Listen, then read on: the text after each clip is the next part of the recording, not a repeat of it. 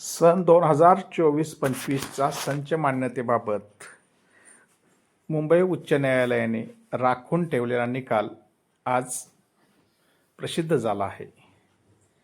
निकालाचा थोडक्यात अर्थ, हा निकाल महाराष्ट्रातील संच मान्यता म्हणजेच स्टाफिंग पॅटर्न, शिक्षक कपात, पदनिर्मिती, पदसंरक्षण आणि बदली यासंबंधी अनेक शिक्षक संघटना व शाळांनी दाखल केलेल्या सर्व याचिकांवर मुंबई उच्च न्यायालयाचा सामायिक निर्णय आहे.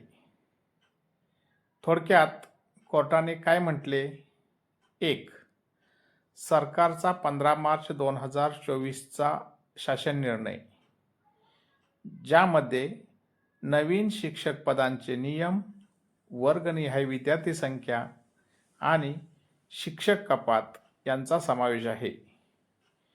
या GRला कोर्टाने वैध ठरवलेले आहे, वैधतेची झलक दिली आहे.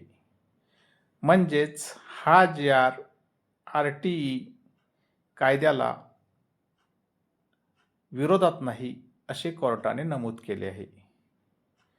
2. शिक्षकांचे म्हणणे असे होते की इयत्ता 6वी ते 8वीला किमान 3 शिक्षक ठेवण्याचे RTE नियम सरकारने चुकीचे वाचत आहे. शासन निर्णय 2024मुळे मोठ्या प्रमाणात शिक्षक कपात होईल. काही झेडपी शाळांनी खाजगी कंपनीकडे प्रक्रिया दिली, हे पण बेकायदेशीर आहे.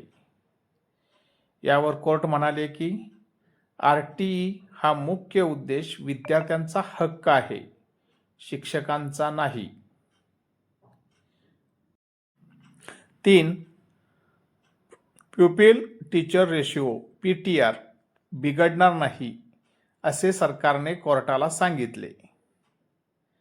म्हणजे विद्यार्थ्यांना आवश्यक तेवढे शिक्षक मिळतील.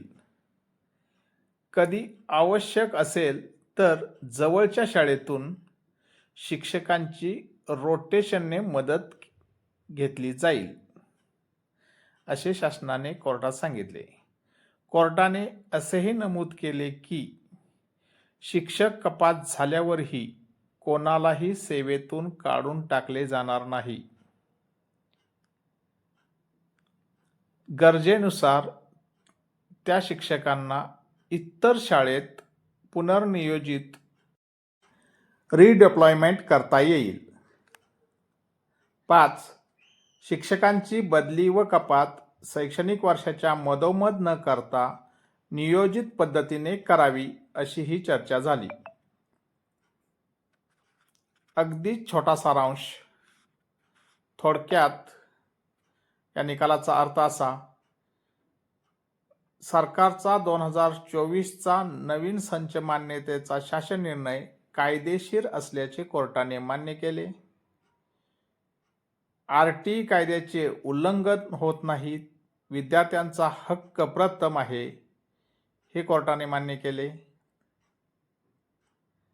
शिक्षकांची मोठ्या प्रमाणावर काढणी होणार नाही, त्यांना सेवेतून काढून टाकले जाणार नाही, पण त्यांची रिडिप्लॉयमेंट बदली होऊ शकते, असे कोर्टाने नमूद केले.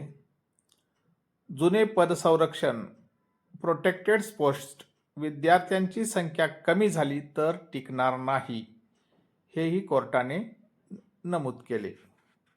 अशा पद्धतीनं हा शासन निर्णय योग्य असल्याने कोर्टाने नमूद केले आहे. त्यामुळे संच मान्यतेची ही केस शिक्षकांच्या विरोधात